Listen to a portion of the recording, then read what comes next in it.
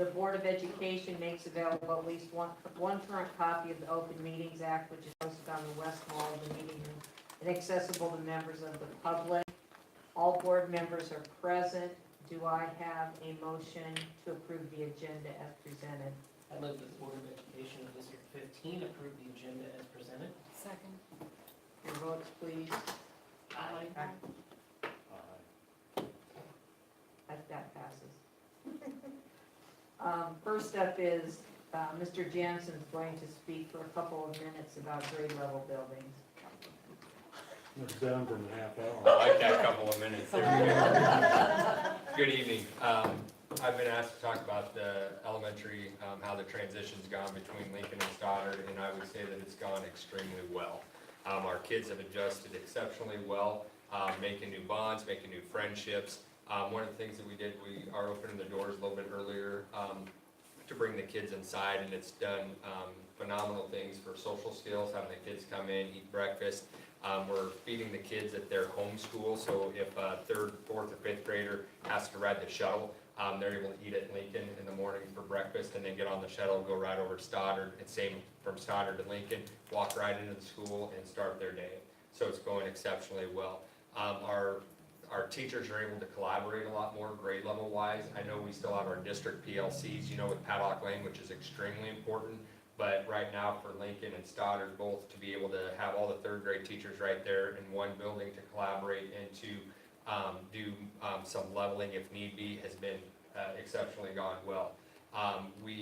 We have several classes that are using our strengths for our teachers. So one teacher would be teaching science, the other one math, social studies, and so forth. And the kids are loving the transitions of that. Everybody was a little bit worried about like the playgrounds and stuff. We got all the recesses all covered very well. The paras are able to really dig in now too. I shifted some paras from Stoddard over to Lincoln to have more support at our primary grades in our K2, and it's working exceptionally well. The teachers are very thankful to have a floating para going between classes to be able to have some of that pull out and some of that one-on-one. I think for our special education, it's worked out very well too, having two teachers in each building, but being more specialized in a K2 and a 3-5 instead of having a K5 for their work caseloads. Still the same number of kids, but just more focus on their grade level and age appropriate. So I think that's gone very well as well. We've done some team bonding as staff and as students, and that's going over very well as well. Parents I've heard nothing but positives with the transition so far. So, yes, the PTO, very important PTO. We had a PTO meeting the other night. We put Lincoln and Stoddard PTO together. The presidents, vice presidents did an excellent job. It's the biggest turnout we've ever had. Now I know we combined the two, but normally you have about 5 or 6, maybe at best at each one. The other night we had over 30 parents there. And the meeting went extremely smooth. Everybody was very positive. Everybody's excited to help out. We have a lot of our K1 parents are showing up, which is awesome. And now just trying to keep them involved and keep them going, and we thank them very much for coming. So I'm very excited about our PTO. We're going to do fundraiser. Whichever fundraiser we do in the fall is going to be done at both schools, and then in the same thing in the spring we're going to do the plant sale again, but both schools will do it. All the money will go into one pot, and then we'll divide it out amongst schools for playground equipment or anything else that we may need, and it's going very well. I'm very impressed how everything's come together, and a lot of that is due to our amazing staff. I mean, we know that the staff is they're positive, they're exciting, they're energetic. They've done a great job welcoming all kids, not just Lincoln and Stoddard kids. We've had a lot of move-ins. Betty can contest to that. Our numbers are booming in our classes. We're at 20 plus in a lot of almost all of our grades, and that's a great issue to have. And so it's just really neat to see everybody come together. So, do you have any questions for me? Is there a set night for PTOs? Or? Yeah, it's, I want to say it's the third Monday of every month, I believe. And we are going to be using our Seesaw app to give that out to our parents, not doing the alert messages like we've been doing in the past. Seesaw is an app that every parent's able to download on their phone, which we're trying to encourage all parents to do because we're doing our positive connections through that as well. So if Johnny does really well on a spelling test, we can take a picture of Johnny holding up his A+, shoot it out to mom right away. And mom and dad can see that, and they can shoot it out to grandparents and aunts and uncles and all that fun stuff if they want to. So that's one way that we're communicating with our parents this year is through Seesaw. And then Danielle was extremely helpful with our PTO has one site now, website on a Facebook website, so she put it on the district webpage for our parents to get to as well. So that's been extremely helpful. So, any other questions?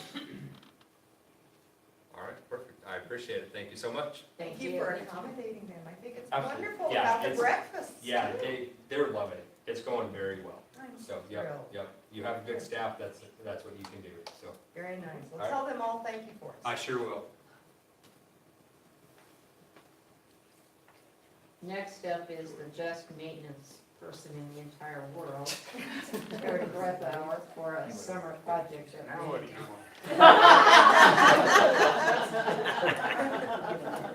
The other side.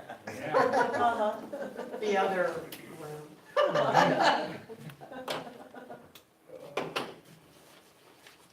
Well, it was a very busy summer.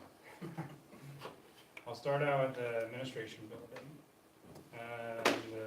We had a new sewer line put in. You still see the trench remains there. We gotta do the sidewalk yet, that'll be our job, and we're gonna redo the landscaping. That'll be on our list.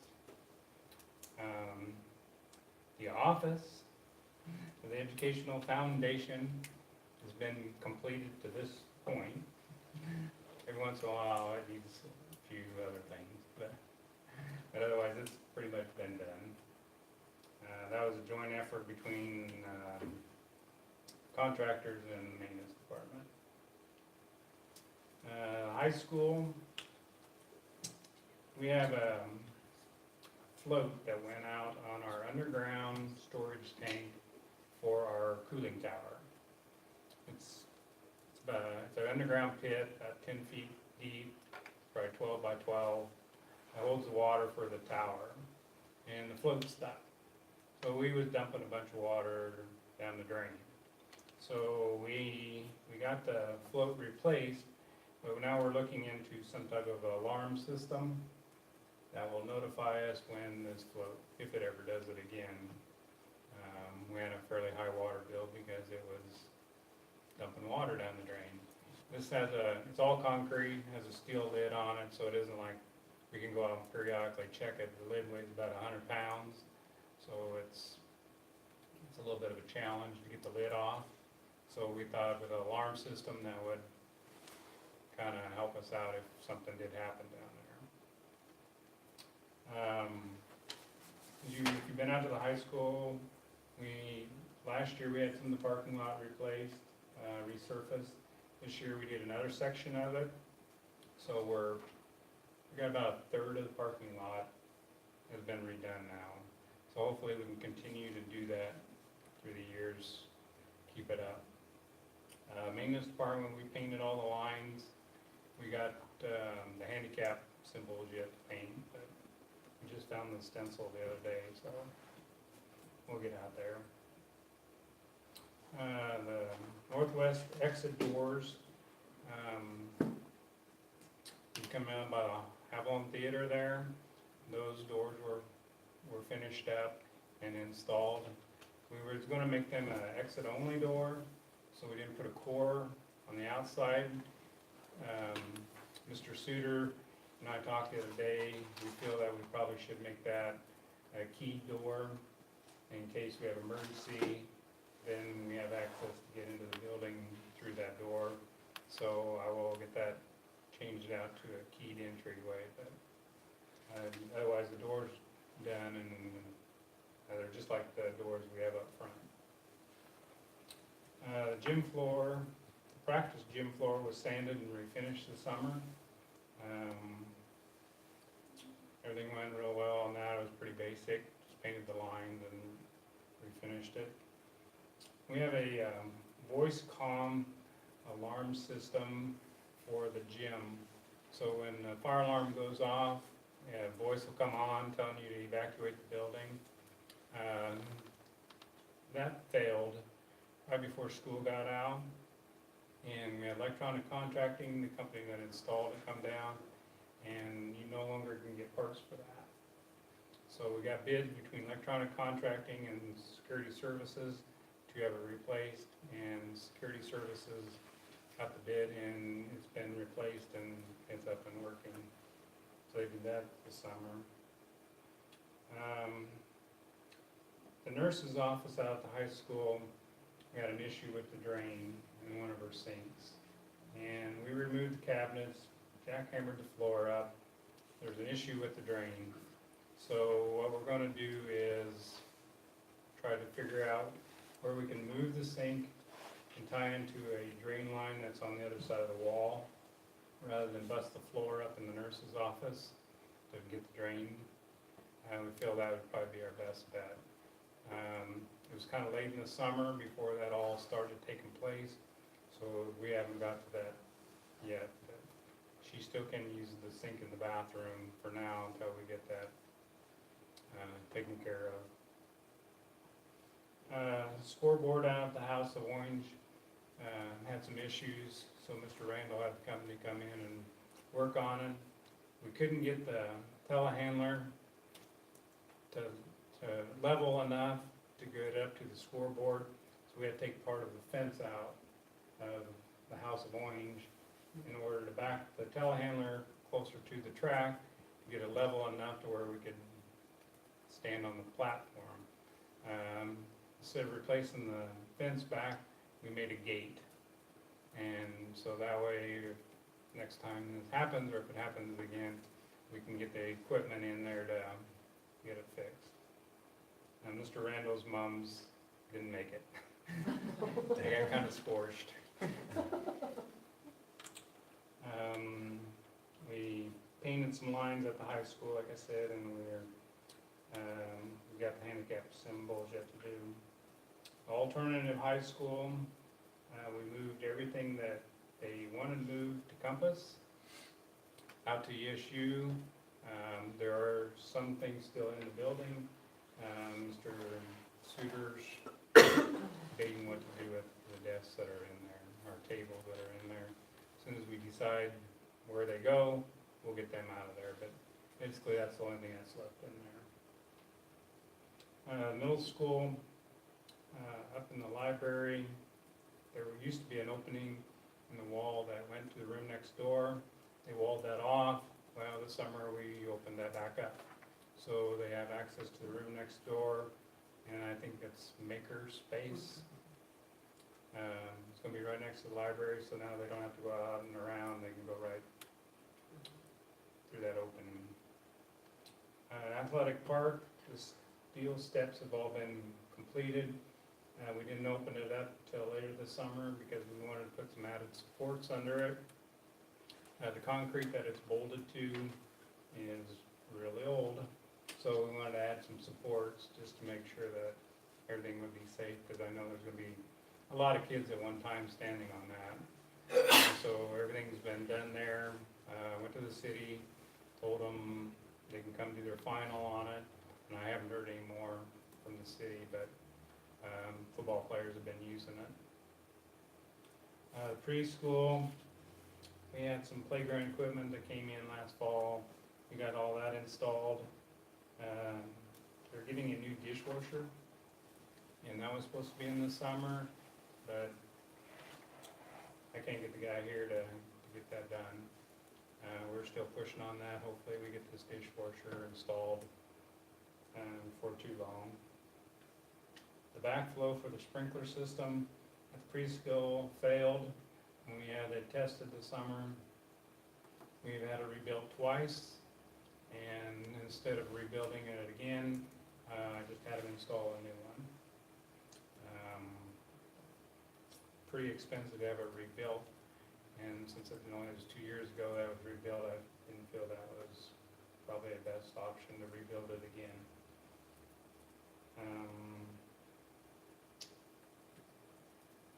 Lincoln and Stoddard, the move was all completed. The custodians, maintenance, teachers, summer help, all worked together. The move went really well. The teachers had everything marked. our staff, we had a plan. Everybody did what they were supposed to do, and it went really fast. We got all the whiteboards, bulletin boards, cabinets, everything that they needed installed, projectors. We got all that moved and installed, so that went really well. There's some playground equipment at Lincoln that was broke. Some of those old steel swings, the pipe rusted through, so we removed those. Mr. Jensen is working on getting some different playground equipment for now. We just removed what was broken. Level 3, or core building, we got everything moved out of there and what they needed moved in. The camera system has been installed, and the door entry system has been installed. It uses a fob. You gotta fob the door, you can open it. If you try to open it with your key, the alarm's gonna go off. And it takes 15 seconds and then the alarm quits. They got one more door that they had some issues with that they're gonna come back and fix, but the main door is working. Bad ock. Everything was moved there. You can thank Mrs. Replogo for all the move. She had it all planned out. There was a lot of people. Everything got moved. Everybody seemed to be pretty happy. Moving things, so it went really well. We got everything that was our job done, and projectors and that type of stuff hung. We still got, building's still work in progress, but for the most part, everything else has been done. There's cameras being installed in the main building. They got the wiring run, but they haven't got any of the cameras in yet. We have a lot of little projects yet that we gotta do that we didn't get accomplished this summer. So as we get time, we're going to be working on those. But everything that needed to get done, for most part, got done.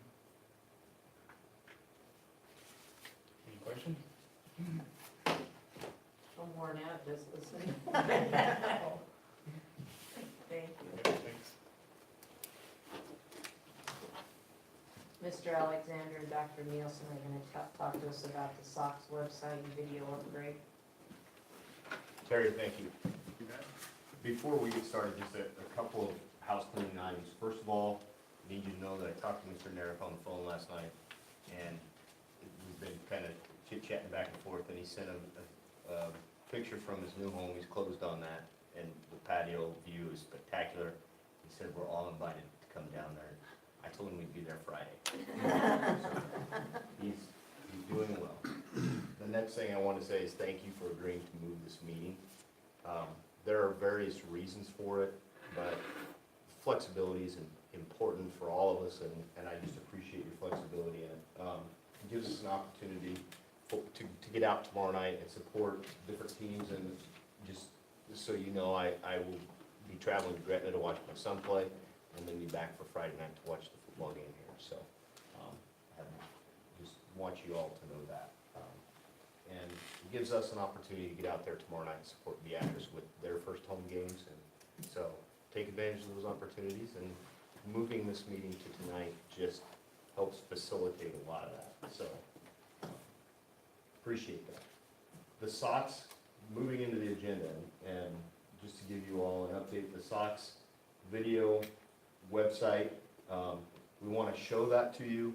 Basically, where we're at is Beatrice Public Schools is eligible for an upgrade with SOX website. It's time to do that. We've been meeting with them over the past couple of weeks and different discussions with the SOX organization. This is the parent company that houses and supports the Beatrice Public Schools website. I don't know who all knows this and who doesn't, but the updates and operations on the website are mostly housed and managed out of Danielle's office.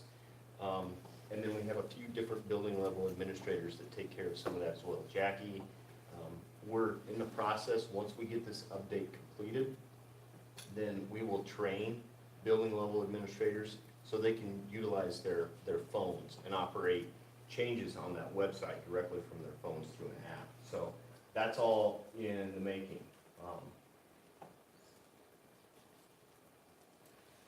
We have been, like I said, working with them for about a month and display we wanted tonight to show you and display the design function of it, and so kind of an unveiling of, so to speak. But we wanted you to be the first to see it. We did show our administrative team the other day to kind of, in our administrative team meeting, to kind of give them an update about what it's gonna look like. But it's a new template. It's the newest template that SOX has available to us. And with appropriate training at the building level, our users will be able to see it in a more current value. So, and we'll be able to communicate with our public on a much quicker basis. So, I'm gonna get there. I've got so many of these things open. All right. So this is what the Beatrice Public Schools new website will look like. And it's just much more user-friendly when you scroll down. We can scroll right past that, but you can see that we have different links and articles. Tweets will be on there. A calendar will be there. That's all on the front page of it. And so that will all be able to be updated on a much quicker basis and much more user-friendly than it was before. The quick links over here to the right will allow us to put different menus, school menus up, and parents can click on it very quickly to find the information that they want. School calendar, it'll all be right there handy for them. So you can see, I have 0 training. Do the pictures rotate on the front page? The pictures will. The other thing that we can do is we can also put a video there too. So if we look at maybe a 30-second video that we want to put up there to capture what the actual public schools is, so we can use a video if we want to do that as well. But yeah, we can do scrolling pictures like we currently have.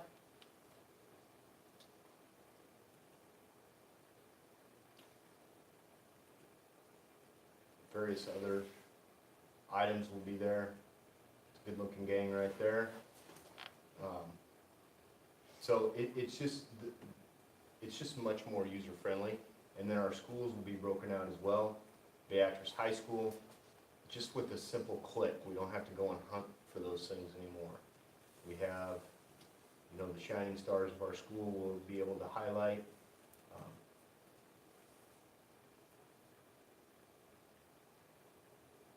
The same, the flyouts that you see now are still available. You just, Jason, if you click on that left menu, Mhm. so then you see from there, yep, you can click on that. Oh, go back. If you click on that next arrow by Lincoln or pick a different building, see, they're all there. It's just gonna, you saw them across the toolbar, now you're gonna see them in the left toolbar pane. But everything has already moved, so when you went to district board, your policies, agendas, it's all there. It's just you're gonna operate from that left toolbar opposed to across the top, across the header. And it's collapsible, so now you can't do that. So we used to have a lot of rows of different options, and we tried to consolidate them. So it's just a little cleaner look. Yes.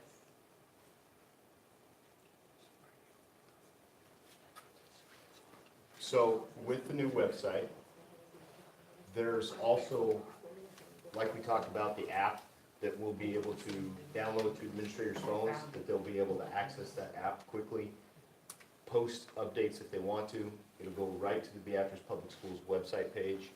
We'll go to this, and we'll be able to share that to social media platforms across the entire, any social media platform that we want to. And the three big ones are Facebook, Instagram, and Twitter. Yes. So they'll be able to, thank you, they'll be able to share those instantly across all of them with one click of the button, instead of having to go into each one, which is what we currently have to do. So, the good news of all of this is with the new contract that we signed back in June, thank you, the renewal of this and the update costs us nothing. So that is a good thing. this update comes with the contract renewal, so that's a very good thing. And with this information, we've also learned of a new opportunity that we have to partner with SOX to create a video that we mentioned that could go on the front of this website and then be used as a promotional tool for the entire Beatrice Public Schools system. And we're excited about that relationship and that opportunity, but that is a process that we need to communicate with you about up front. A sample of what we're talking about, so you can get an idea in your head. I think I have two of these open. So when does this go into effect, or is it up and running now? It's not live, they can do it, if I were to email her tomorrow morning, she could turn it over. Everything is already syncing, as I've updated articles on the old one, they show up, so Okay. the minute I give her the green light, it'll go live. In your packet of information is a packet that looks like this. It's a promotional video that does talk about the video that the opportunity we have with SOX we want to talk to you about before we embark on. This is just a chance to create, develop, and establish a series of videos, one at a time, that will allow us to highlight the programs, the services, the aspects of our schools, Beatrice Public Schools, that are very good systems and very good programs and things like that. So there are so many good things going on, but as we talked about many times, we just need the opportunity to be able to get those words out, those messages out on a larger platform. Research in the meetings that we've had has told us, and the gentleman that's the actual professional videographer that does all the editing, gets it all down to where we want it to be, has told us that today's society, people video, they want to read quick snippets of things, or they want to watch quick snippets of things. And so 30-second videos and 45-second videos are very useful in terms of creating messages that do market your platform and market your programs and services. And so that's what the goal is. That modality seems to reach more people, and as our society tends to evolve into the use of social media more and more, this will be a platform that we definitely want to take a look at. So an example of what we're talking about, if you haven't seen this, which I'm sure maybe all of you have, is this video about the Beatrice is rooted in a shared spirit of commitment and confidence that defines our community. Our continued growth is forged in this unique experience where we expect as much from our neighbors as we do of ourselves. Here, we honor self-reliance and strong community ties. We celebrate an unwavering sense of pride and confidence in each other, a pride in where we've been and where we're headed. Opportunity lives here, and all are welcome to join in and claim their share as our community continues to thrive. Welcome to Beatrice. Stake your claim.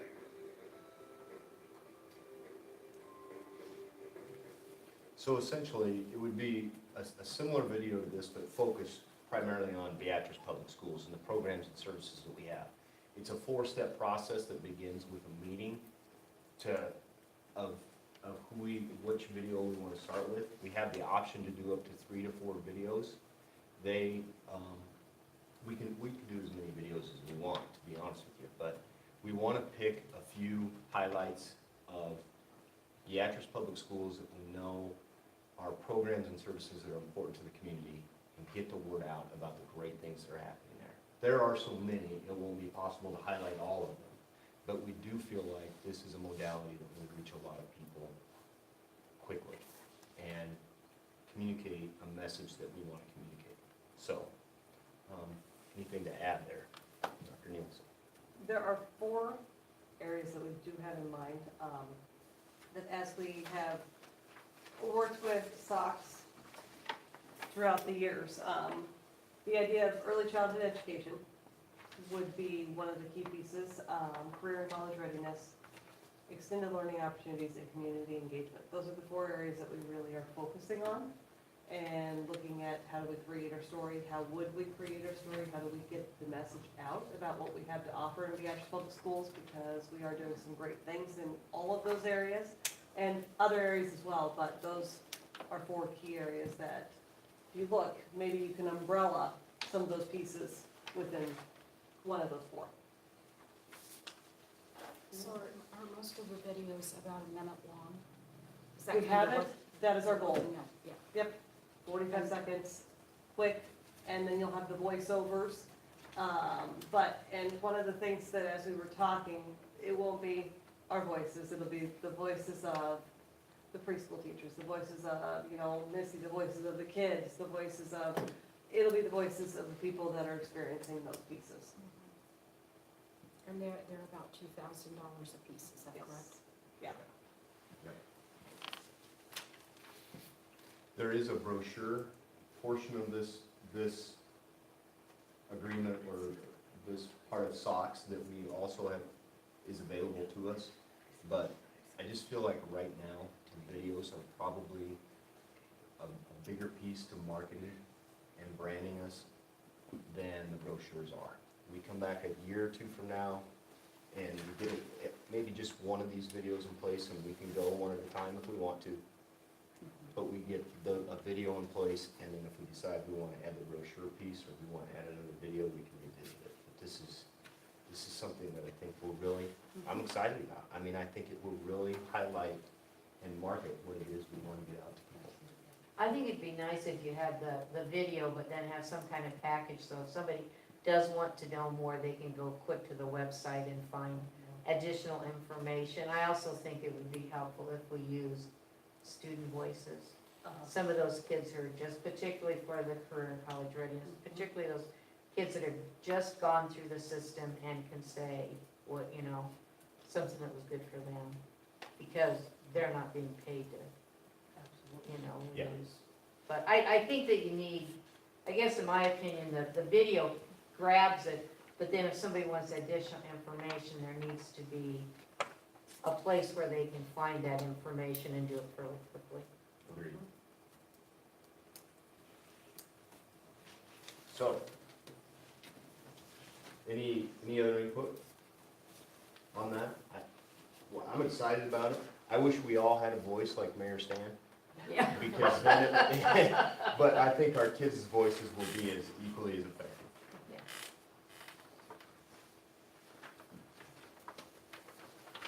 All right. We move on. So just keep going. Doris, is that? Yes, that would be great. We can go from bus grant award clear through to, we might have to take a breather before budget review, but, A coffee break or? yeah. Yeah. All right. Basically, the NDEQ was funded a 2018 bus rebate program funded by the Volkswagen Diesel Emissions Mitigation Trust. Volkswagen was sued. The mitigation money that Volkswagen had to pay went into a mitigation trust and was awarded to states across the United States. Nebraska was one of those. The rebate program helped schools replace old diesel burning buses that are not current with emission standards or just need to be replaced. That's what the state of Nebraska chose to use their rebate for. Through a grant process program and the help of Bluebird, we applied for that particular bus rebate program. We were awarded a grant of $42,000 to help us replace one of our older buses. So when we started talking about this, I talked to Terry about it and I said, hey, does Beatrice Public Schools have any old buses we'd like to replace? We do, probably like 61 of the other schools in the state that also applied and got the award. So it's a tremendous opportunity for us to replace a 1998 53 passenger bus with a 2020 54 passenger bus that's also diesel emissions, but now it's all upgraded, so it's a brand new bus. And it'll pay a significant part of that. So that's where we're at with it. What we need to probably do at this point is you've all been communicated with that. but I wanted to just bring it to your attention again here at the Cal meeting and say, sorry, committee, the whole meeting, and say, we need to, take a good hard look at this in September and get as much information as we can. I know one of the big questions is, well, what's a new bus cost us? Well, probably a 54-passenger bus, brand new, is gonna run you somewhere between $92,000 to $100,000. It just depends on what all specifications we put into it. So we're working on getting a spec sheet put together that we can send out and to different bus organizations and have them send back a quote to let us know. Essentially, we're gonna get $42,500 towards the purchase of a new bus, if that's the direction we wanna go. Probably the next question I would anticipate you'd ask is, have we budgeted for it? Yes, we are. I am putting that into the budget to be prepared for that if we decide to go that route. So I would say, at this point, we are going to investigate further, bring it to you in September, with the intent that the sooner we order it, the sooner we get it. It does have to go through the manufacturing line to be prepared, but it's a great thing. What kind of schedule did we have for replacement in the past? Terry, maybe Every 10 years. every 10? When was the next one available? I mean, that we had to upgrade? We're a little behind. But in 98 became our 5th bus. We never had 5 buses before, we always had 4. Well, we kept the 98 so we could have the 5th bus. But we also have a 2008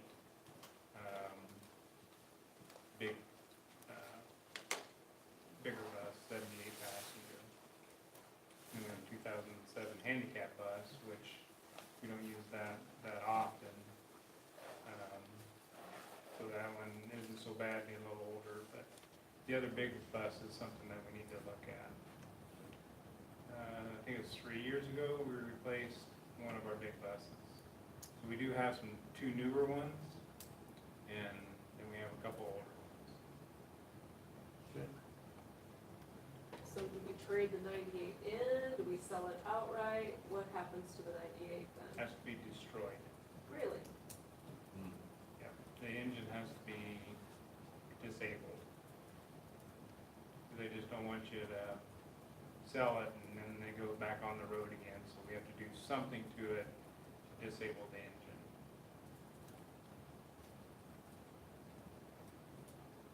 That is part of the Department Smack of bus. Environmental Quality Standards, and I thought we might be able to auction it back off, but, We can make it into a tiny home. yeah. there we go. Yeah. I just thought, maybe you see a lot of those, I mean, I didn't know if it So was a possibility. Gleason's would probably buy it. Sure. I know a lot of seaport companies, detasseling companies are always looking for old school buses to be able to buy and fix up. But that is part of the Department of Environmental Quality Standards, is you have to destroy the old bus. And you said this is gonna, the new one has to be, is gonna be a diesel? Yeah. What happened to the natural gas That was how it was originally put out, Yeah. and that if you were going to apply for the grant, you had to line up a propane supplier, and then you had to come into agreement with a propane supplier. And we did have that option, but after looking at our fleet, we decided that going with the diesel was just an easier transition for us, so. I saw Lincoln just got 37 Star Trend natural gas buses that add to their fleet over the next year or so. And I thought maybe that is gonna be a trend. It was an option for us, and hopefully that continues to be an option. The Department of Environmental Quality puts this grant out every year. This year just happened to be funded through Volkswagen, so next year, hopefully they fund it again, and we can apply again. And it all just depends on how many applications whether or not you're successful. So. I think it's a great opportunity. Thank you for pursuing that. Yeah. I'm excited, and I think we can get a coach-type bus that we can use for, when I say coach, I don't want that to go too far, but, yeah, we could make it a nicer bus that we could use for activity transitions as well as not as any of the other things. So.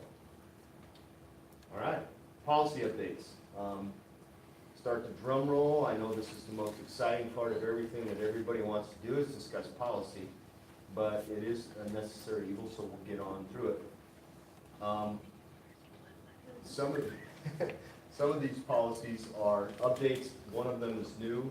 I'll try and go through them as quickly as possible. 3305 is a purchasing policy.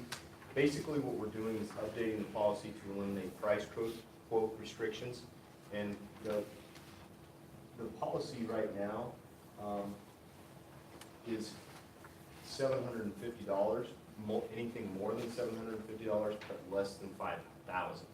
And so I don't know when the last time this was updated was, but it's a little tough anymore.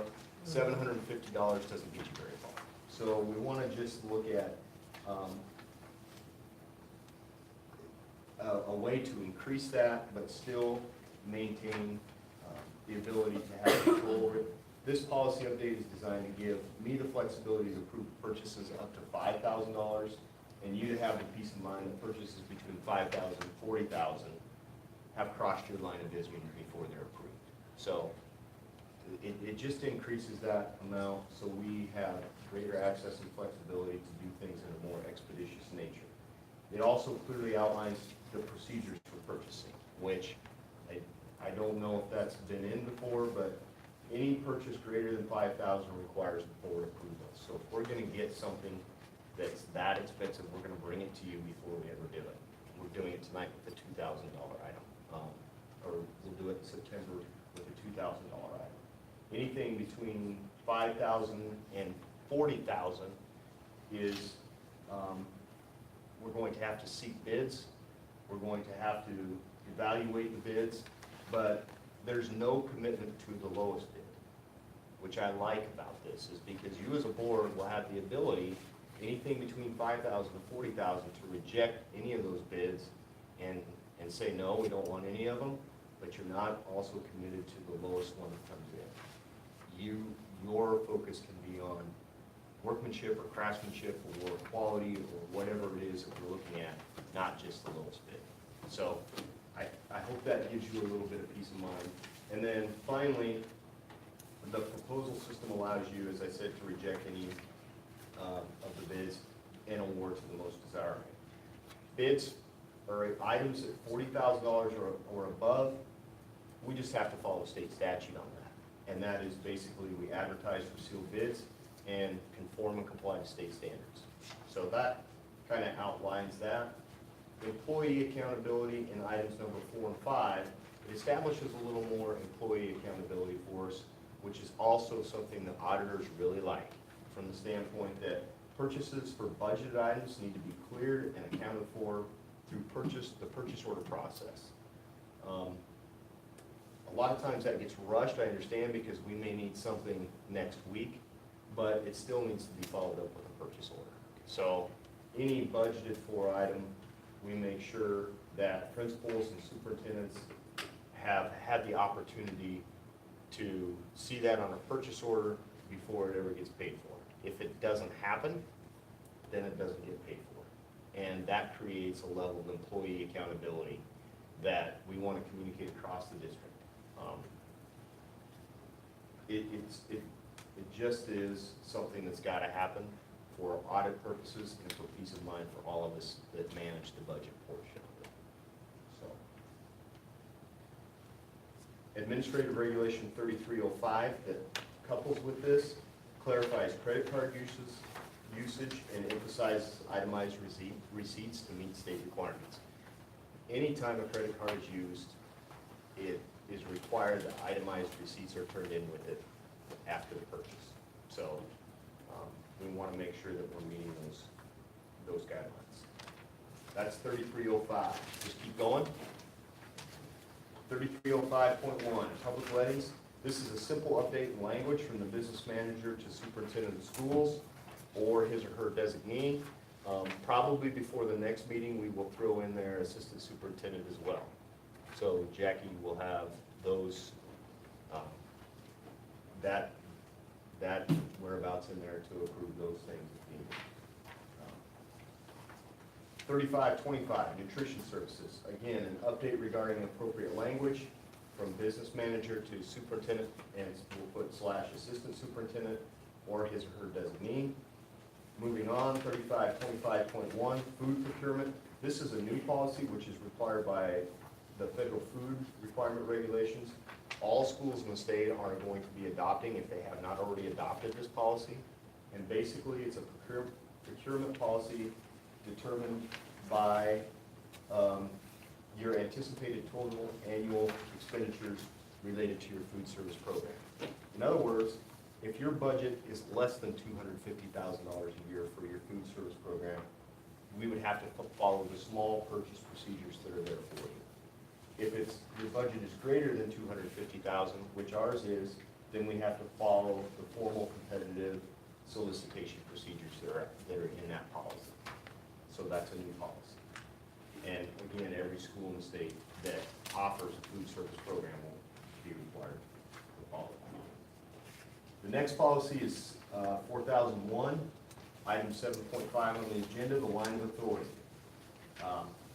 I am just a visual learner, and so what this does for us is it just outlines a line of authority or chain of command in relationship to the district and how it operates. And how I guess I would explain it to you is that if you look at it from two levels, it's an explanation of order, of operation, of how we function from the voted on members of our organization, which are you, all the way to the students. And then if we reverse that, if you flip that chart back over, it's also an explanation to our public of how we operate in reverse order from students all the way up to you. So what it should do is when we have a concern out there, I know a lot of times your phones will ring before ours do. Your phones may ring before the point of closest emphasis of that actual concern. And what we want to be able to say to those people that call is, have you worked your way through the chain of command? Have you worked your way through the line of authority? You need to talk to this person before. I appreciate your concern, I hear it, but you need to work your way back through the chain of command. So it really works in two levels of order. It works from the voters of Gage County School District number 15 all the way down to the students, and then in reverse order, if your phone's ringing, to request that it work its way back up. And that's also outlined in the chain of command that's covered with. So another way to explain it is who's authorized in the decision-making process. When it comes to making decisions of the district, of course, you are elected, so you're voted on by the voters, and the decisions you are entrusted to make that affect the rest of the district. In decisions that involve students, those decisions should work their way back the other way.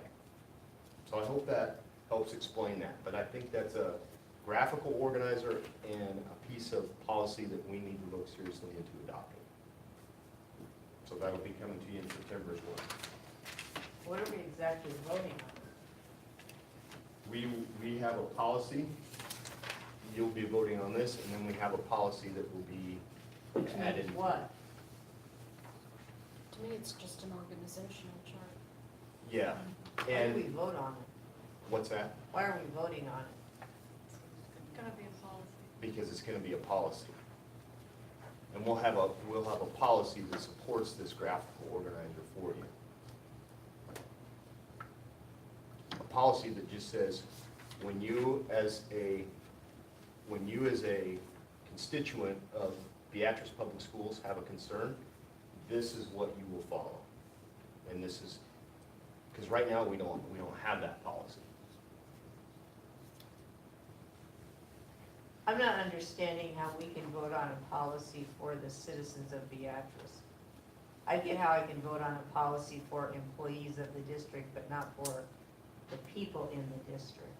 Because you are the policy maker for how the district operates. That's what they voted you in for. So if I vote on the policy, is it going to be for what I'm going to say to a person when they call me, or for what that person is gonna say to me? Well, you can't control what they say to you, but what you say back to them is have you talk to the person closest to the point of reference. And then you'll have this to say, this is our policy of how we handle these things. And then you encourage them to go back to the point of reference that's closest to whatever issue it is that it involves. For instance, let's say that someone calls you about a budget concern. Who would you refer them to? You, Okay? And we're gonna put that into policy. If a parent or a constituent calls you about what happened in the third grade classroom today, who do you refer them to first? teacher, Right. And so, as my understanding is that currently, we have nothing that outlines that. It's just an understood process. But we want to put it in a policy. I think it's in your best interest to put it in a policy to be that is the standard answer that we give to any constituent that calls is, I appreciate, and you're welcome to listen to them, but in order for your question to be most effectively answered, this is where you should go. do most districts have this kind of policy? To my knowledge, the ones that I've worked in, yes. For me to say every district in the state of Nebraska, all 259 districts, would not be accurate. But for me to say in my experiences that a chain of command policy is in place, yeah. And I think it's in your best interest to protect you as board members. How does it protect me? What does Because it protect me from? you fall back on every policy that's written. Every policy that you have in place is designed to protect you and the district from whatever issue it is that we're talking about. This is just a policy that puts you in a position to be able to refer that person back to wherever they need to go. I don't get why we need a policy, I can do that on my own. But Well, I'll think about it, okay, yeah, it just seems like. Without seeing how it's written, I thought to myself, why would we put that into policy? Like I said, without seeing it, I thought to myself, why would we need a policy for that? So I'm kind of on the same page, I guess, without seeing the draft. sure. I'd have to have an example Yeah. of this, Yep, and we'll get one to you. yeah. Okay. Okay, sounds good.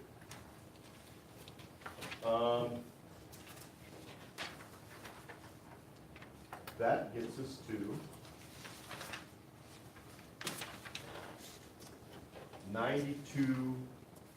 9225.3, order of business. Currently, in our policy, we have our order of business that we follow in board meetings. And I would just like to ask you to consider making some changes in that, just so as we go through it. What we've done with this particular policy is we've tried to add in the things that are missing. So some of those are in red. For instance, we have the order in which we do them. We have the Pledge of Allegiance. It's in the consent agenda right now. We have the approval of option students. We didn't have that in here before. So this adds to policy the order of operations that you follow in a board meeting. The same exact thing that we just talked about. It establishes a policy that tells you how you're going to operate. Outstanding recognition, we tried to couple together to bring the employee of the month into consideration with any other recognition that you as a board might want to make or we want to make. So try to bring those together. Information. We currently have the superintendent's report. Under item number 5, what I would like to do is move that down to the administrator's report so those are together and we can follow each other. We have the student update, and then we have the board reports, the committee of the whole, the legislative update, the stance report, school community and staff relations committee, and any other committee reports. Before, we just had board reports. We want to put those in there so they're outlined in policy. And if there aren't any, there aren't any. But those are current operations that we have that have not been in our order of business before, that we have a policy for. Again, assume that this is how we operate, but I think it's good that we outline. Discussion, any non-action items to be discussed or shared with the board. And then finally, down under item number 9, it's been added in there, the administrator's report. Any other reports from building level administrators that we want to put in there, and then ending with the superintendent's report. And that's just to be able to have action items first. And then notification of the next meeting, executive session, and adjournment. Currently, this policy is in place as 9225.3. We would just like to make some basic changes in how we operate. So something to consider. Okay, so I have 2 questions. On number 6, committee, public forum, or is it just? the I pub- forgot, my bad. That It's should have just- been it should just be public forum. Okay. That Okay. should be Yeah, stricken. I was, And then on number 7, discussion, is that additional board discussion, that if we have anything else that we want to talk about, or who does that discussion refer to? Does it refer to the public, or does it refer to, if I want to ask a question that isn't on the agenda? It's still agenda topic, so like last month, we had all those second readings of policy in the Paddock Lane edition was discussion, because you could have acted on them, but we weren't set to act on them. In the trainings and conventions I've been to, they really suggest that, we used to always have a discussion/action, and I convinced Pat, I'm like, we really shouldn't, it really should be broken out. Right. So it's still gotta be an agenda item, it's not public or you guys that decide that night, hey, I wanna ask a question about the lunch lines, it's still gotta be an agenda item, you're just not set to act on And it. that's where that discussion would take place, Mhm. something that is not listed on the agenda that you just have a general question about? No, it's gotta be an agenda, so those second readings, like last month, Okay, so if we have discussion, there may or may not be items underneath that, right? right, if you're acting on everything, that would just be deleted off the agenda. Okay. Like in June, I don't think we had discussion, I think we approved everything was an action item. Okay, so this is taking place of your action items, No, they're No. separate. It's a non-action item. a non-action item, so it's just what we want to talk about. No, it's like second reading. Or On the first second reading. Second reading, but then if we're gonna actually vote, then that'd be the action. Oh, thing, okay. Is what they're saying. Yeah. Oh, I Yeah. see what you're, okay. Right, Okay. it's Got it. separate. Okay, did you see the bell? It's talking about it.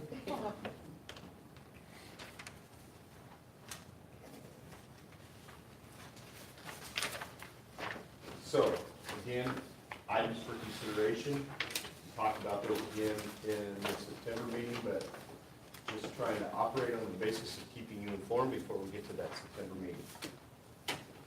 I think that brings us to the budget review.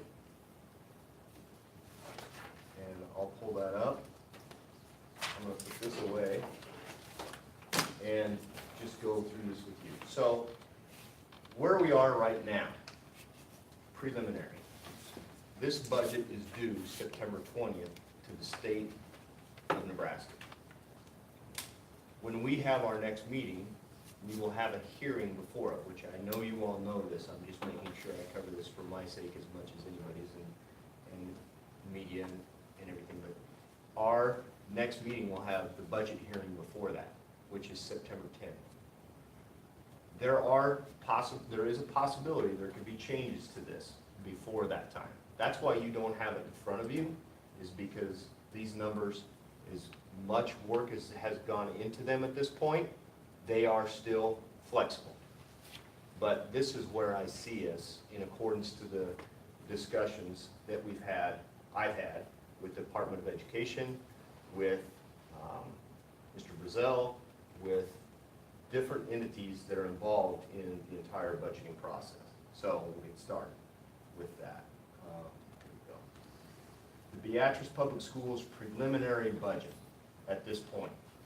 The objectives for the budget hearing meeting will be this: to explain the goals, and you will see this again, so in essence, you're also kind of guinea pigs tonight, so when we get into the budget hearing, if there are members of the public present, they understand why we have this. Explain goals for the proposed 2018-19 budget, gain a historical perspective of Beatrice Public Schools' financial background as much as possible to this point. Trust me, there is more information that I can gather for you, or we can gather for you, that is not in here yet. And over the years to come, we will add to this, and we will have a lot more, but that's going to take some research time that, quite honestly, is just going to happen over a period of a year, getting our feet into this. We want to be able to discuss the impact factors of the budget proposal. In other words, when I bring this to you, we bring this to you in a special hearing next month, by that time, you'll have kind of a grasp of some of the impact factors. We want to be able, this budget hearing will be able to explain the expenditure and receipt sides of the proposed budget for 18-19, and finally, how the expenditure and receipt sides affect the tax levy of the budget hearing, of the budget. First of all, the goals of this budget cycle, as I see them from where I'm at right now in discussion with all the people that are involved. Financing an educational program that supports the best interests of the students attending Beatrice Public Schools. That's probably a goal in every school across the state. It should also be our goal. The best interests of the students should always be at our focus. We want to maximize budget allowances to increase our state aid. In the state aid formula, you have allowances. And those allowances, how those are managed and taken in as much into account as we can, we want to try and increase our state aid to do that. In other words, make sure that every student's accounted for, every ELL student, every special education student, every student that we work with, we have to make sure is accounted for to improve our state aid possibilities. Aspiring to maintain a board goal of 4 months of reserves by the end of the 18-19 school year. I know this year we've talked about it initially, and I know it's been communicated to you that we've had to use some of our reserves. We want to, if we continue that, you all know what happens. This budget is not a whole lot different than your home budget. It's just on a much larger scale with some more intricacies involved. The NDE LC2 form allows us $9,880,325 worth of reserves. We don't have that. But more is always better. Cash in the bank, capital in the bank is helpful to you. It allows you to make decisions that you need to make in the best interest of students. The fourth goal is knowing that we are going to continue in our economic state across our agriculturally based state of Nebraska. We're going to have to continue to prepare for property value adjustments or losses proposed in the 2018 legislative session. We heard about them in the 2017 legislative session. I'm just throwing out a guess, but I bet we'll hear about them in the 2019 legislative session as well. And 0% budget growth or worse. We were in 2016 and 17 and 17 and 18, we were at 2.5% budget growth. That was reduced this year to 1.5%. The proposal for next year is 1.5% as well. And then in 2021, it's supposed to bump back up to 2.5%. We'll see what happens. Restoration of reserve funds used during the loss of state aid from 2015 to 16 to present, and you'll see that in the next chart. And then finally, we all recognize that property taxes are too high, and that's a continued concern that we all have. We all have to take that into account. It's why back in 1975, boards of education could just come in and set the property tax levy wherever they wanted to. Over the course of history, the unicameral has figured out that they have to put lids on in order to keep that from happening. Where we are right now is where we are. It's what we deal with. But the fact of the matter is, we know the property tax fervor discussion is out there, and it's something that we have to continue to be aware of and cognizant of. So the budget is reflective of taking all that into consideration as well. This is just a graph that shows you the state aid history of Beatrice Public Schools. Right from the NDE website, you can get these numbers and download them into an Excel spreadsheet. But I guess if I can run up here real quick, what I'd like to tell you quickly is that if you look at where you were in the year 2010-11, $8,345,507 of state aid, to where you are now, 2018-19, you will receive $5,177,845. You can see the constant decrease in state aid that is current. And there's some reasons for that. Everybody attributes it to student enrollment. That's not the case. Student enrollment is a factor, but it's not the biggest factor in that. The biggest factor in it is valuations. This is the certified valuation for Beatrice Public Schools as presented to us on August 15th, just last week. We don't control those valuations. Those valuations are certified to us based on centrally assessed property, ag property, and personal property. And so that valuation number is given to us, which directly impacts how we budget and what we can ask for in tax asking. So that's certified, that's done now.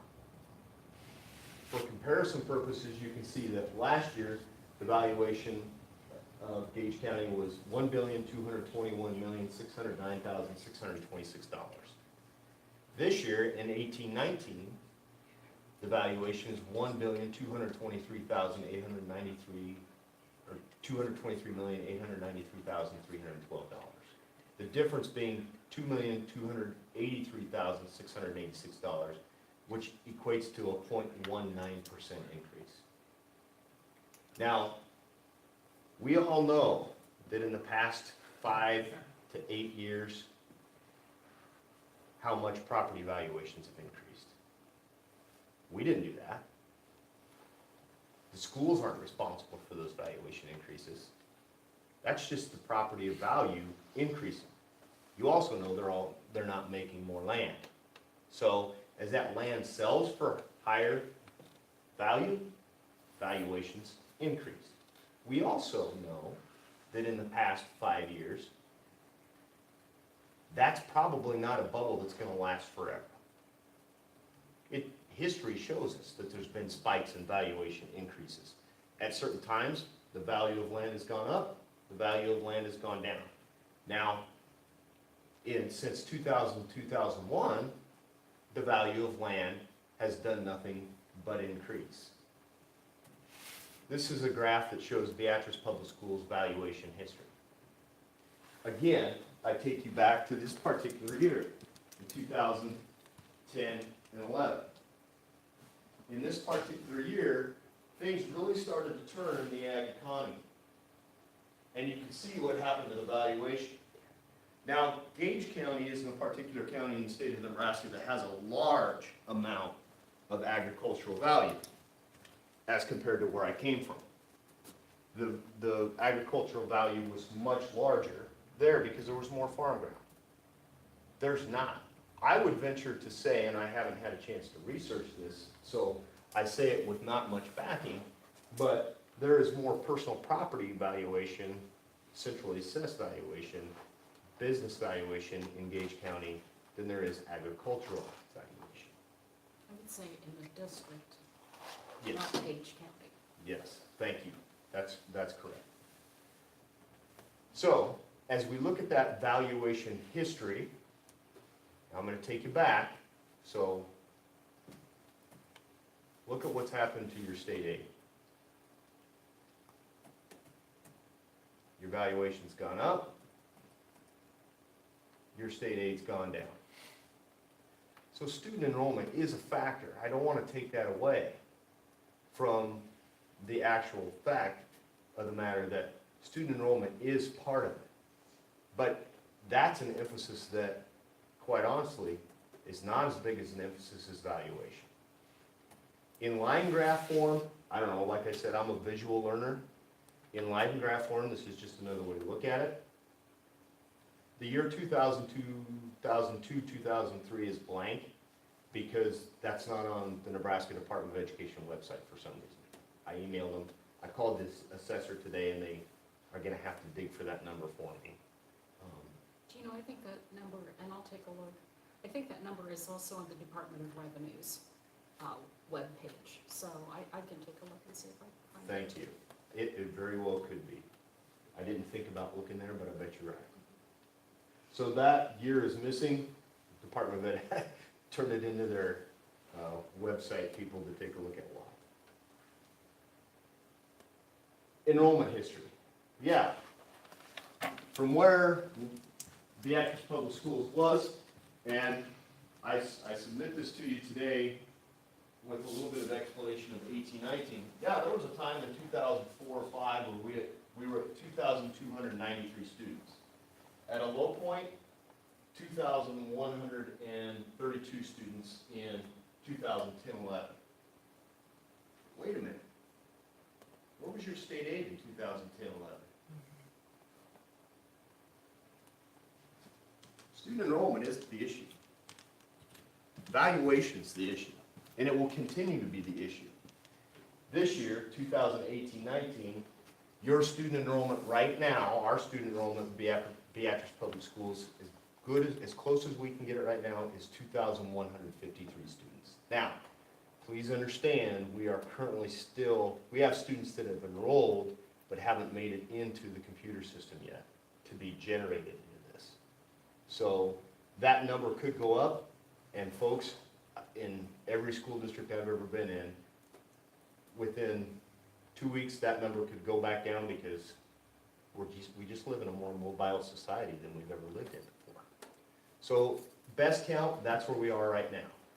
What happened in 2004, 2005 that made the enrollment so high? Anybody remember? I mean, did we add like all-day kindergarten or preschool, or did we do something? I'm just curious. And is this K through 5. 12 enrollment? Does it include preschool and Everything that's on here from 2001-2 is whatever's been established reported to the Nebraska Department of Education since that time. So that'd be K-12. We do report on PK students. I think, but I'm not 100% positive. That's okay. We'll figure that one out, but I'm pretty. I'm sure just we curious, have it just seems odd to me. The addition of the preschool is definitely going to be a support factor for you in terms of enrollment, so that's a good thing. I mean, the preschool is a good addition. General fund levy history. You can see, again, if I can walk up here, I'm sorry to have to do this, but I need a pointer thing. You can go back, and this is just the general fund. This is not total levy, so this doesn't include building, this doesn't include quality capital purpose undertaking, this doesn't include lunch, depreciation, nothing. This is just the general fund. You can almost see where Beatrice has done a very fiscally responsible job of operating where they had to, and prior to some of these years, there was a dollar levy limit that was in place. The state figured out that the dollar levy limit was just choking schools out, and again, it was a tax shift. And so they increased it to $1, and then they increased it to $1.05, which has basically been in that area where Beatrice has operated in the last few years. So you as a board should feel good about what you've been able to do under the lids that have been established through the legislature that have been done. You've accomplished a lot of great things. The district has operated progressively, been able to save some money, put some money into cash reserves. That's a great thing because, as you know, this year, we had to use some of that to get through the year. This is the LC2 document that identifies our budget growth. I know you can't read those numbers, so I'm going to walk you through them on the next few slides. But this document guides and is what certifies our budget growth through the Nebraska Department of Education on an annual basis. It's kind of our guide as to how we set the budget. On the expenditure side of things, again, coming right off of the LC2, the Indy certified our budget at $25,885,234. Our prior unused authority, Indy maximum that we could access is $510,054. That brings us to a total of $26,395,288 that we have for maximum expenditures. Now, our total allowable budget authority, according to the LC2, is that amount as certified, the 1.5% growth by the NDE. When we figure in our sped disbursements and transfers, which is a whole different item on the budget, our sped disbursements are $5,550,000. So that brings us to a total budget of disbursements, general fund operating expenditures of $31,818,288. Remember, there's an expenditure side and a revenue side. Just like your budget at home, you have revenue that comes in and you have expenses that go out. In a perfect world, those two match, and that's what they have to do at the NDE. But the bottom line is, what you'd like to do at home is what? Save money. You don't always want to spend exactly what you bring in, or you never have a safety net. So, on the revenue side, the beginning cash balance, according to the audit, and what we have is $7,509,071. When we figure in the other revenues of $6,489,958, and these are state and federal revenues, we add in the state aid that's reduced 2.24% from the previous year, as you saw. That brings us to total revenues before taxes of $19,176,874. So there's your revenue before taxes. When we add in the tax asking at $1.04, when you round that up, that's $1.05, that's as much as we can ask for. That's tax asking of $12,515,000. Now there's a 1% county treasurer's collection that we have to pay to the county treasurer. $126,414 comes out of that, or is added to that. So that brings our total tax asking at $1.05 to $12,641,414.02 in the general fund.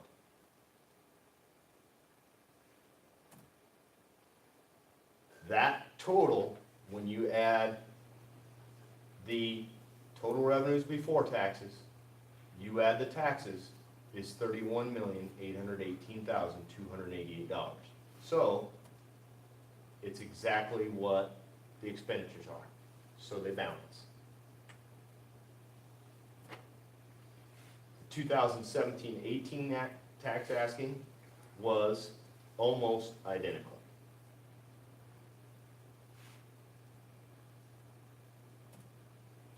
Proposed 2018-19 tax levy, so off the special hearing notice. Now, this is different than the LC2. The LC2 is what's certified by the NDE. Our 2017-18 totals per $100 valuation in comparison to our 2018-19 totals per $100 valuation. The general fund levy last year was 103,771. This year, 103,2885. The building fund last year was 0.12 cents. This year, 0.16 cents. The bond fund, last year you had a bond fund at 0.8 cents. The bonds paid off now. So when we get to the difference down here, you're going to see a little bit of difference, and that's the explanation as to why.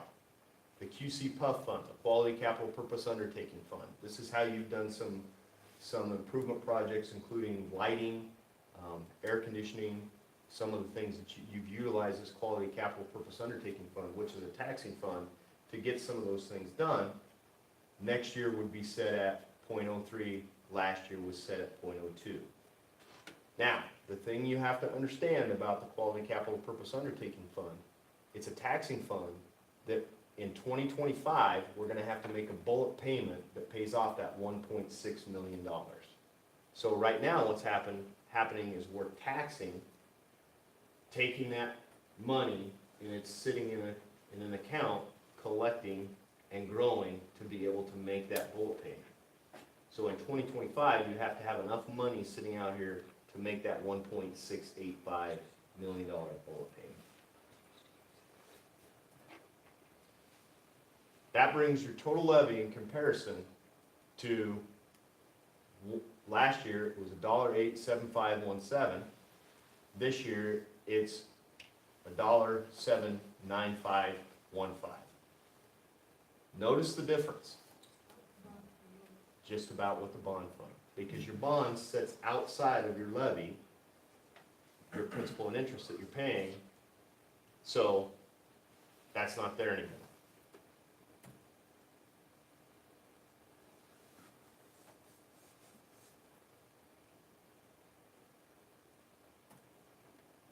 So the total request actually, levy request actually goes down. The reason? You don't have that bond fund sitting out there anymore. You've maxed out your $5 levy limit, so you're there, and we're collecting as much tax as we possibly can without a larger valuation increase than what we would like to see. No farmers will agree with that in the room, but that's the bottom line. So the difference is $35,353. The bottom line, the budget of expenses, we could say that we're gonna spend $50 million if we wanted to. But just as at home, if your revenue only supports 20 million, then you can only spend 20 million, or you start having to dip into your reserves year after year after year. So from the 2017-18 general fund operating expenditure budget of expenses from the hearing notice, the budget was set at $30,284,694. This year, we can only set the budget of operating expenses at $28,229,500, and legitimately say, that's what we want, that's what we can spend, because that's all we can support. And that's dipping into our cash reserves to be able to get it up to the 31 million that we have on the budget. Understand this is not what I want to do, but it's because of what we have to do because of a few different things. Number one, the budget growth of 1.5% certified by the state of Nebraska. And number two, we're maxed out at the levy lid. So we could increase our budget authority to as much as we wanted to. But we can't collect on it, and we can't keep spending as much as we have, or what are we gonna do? we're gonna run out of cash reserves. The money that you've worked so hard over the past X number of years to build up. Questions?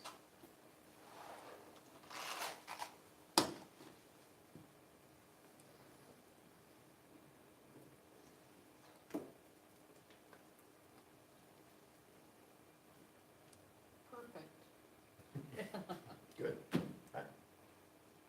I guess I'm curious about past administrations have really hit hard on student enrollment, and we were all celebrating increased numbers. So do we need to stop celebrating? Well, no, I mean, absolutely not. That's a great, we want to bring it, because I said, student enrollment numbers are a factor in the state aid formula. Here's as simple as the state aid formula is. Needs minus resources equals state aid. What's the biggest need we have? Students. And so they're a definite part of that. But when you take out the resources that we have, that's the biggest part of the resource side, is what our property taxpayers are paying. And so that actually has more of an impact.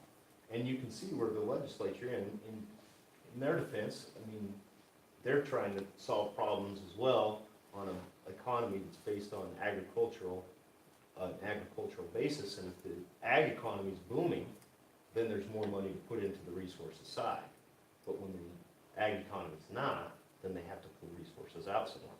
And then that, in turn, when they twist all the little buttons that are involved in the needs side, and all the little buttons that are involved in the resources side, and the allowances and adjustments are made, that's gonna determine what our state aid is. So no, we wanna continue to add to our growth, we wanna grow. I think the steps that you have taken as a board to promote that growth is phenomenal.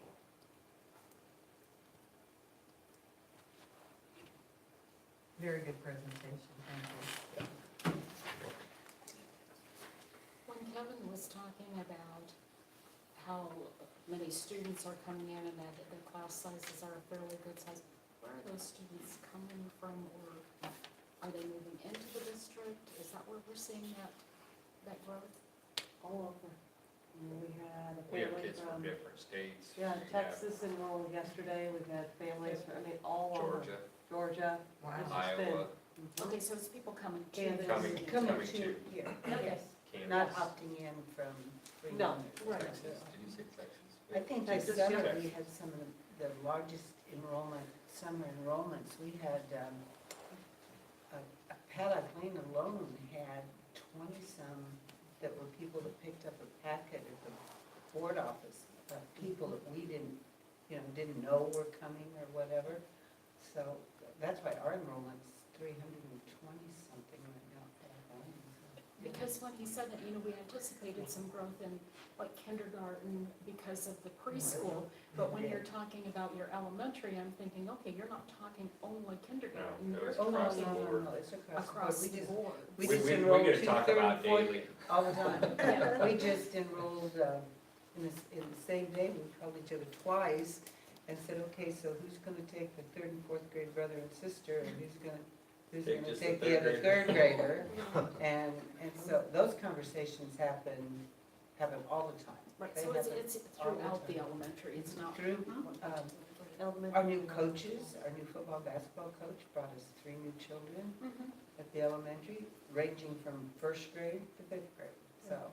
I do think our preschool has definitely helped our kindergarten though. I mean, you can see that just in our numbers alone, and that's awesome. I mean, Missy and her career are doing a phenomenal job down there, and it's because of that we're sustaining those kids. They're not going off to other districts, and that's what you want. And you can see that even coming in, we're map testing right now and, doing our screeners for title, and you can tell, and that's awesome to see.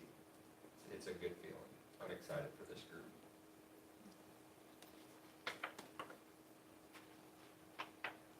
Speaking of the basketball coach, have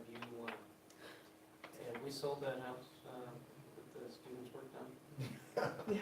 Not to my knowledge. Have you mentioned mention to him that there's a great, house out for sale near the high school? We can sure do that. Maybe he doesn't know. Yeah, it is a nice house, I've been through it. It's a very nice house, and that's a great project. That's just an example of some of the great things that are going on. You know, I know people know about, but That'd be a great way for a basketball coach to support the community. Like, it would. They got a house to sell. He needs a reason. That is, all I have, just an update for you. Tomorrow, it's the Rotary meeting tomorrow, right? I'm speaking at the Rotary meeting, so, looking at an opportunity to do that. And I want you to know that I know things are coming really fast, so we're keeping up with them as much as we can. I appreciate you bearing with me tonight, and getting through all this is a lot, but I'm excited because I think there are a lot of good things to do, and I think we've got a lot of positive. We had such a tremendous start to the school year that I'm excited to share that tomorrow with the meeting. So, that's all I got for you right now. Thank you very much. Yep. So this is the proper time for questions and comments. Anybody?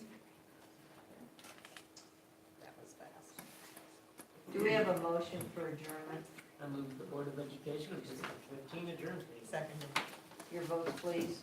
All in Aye. favor? Aye. Opposed?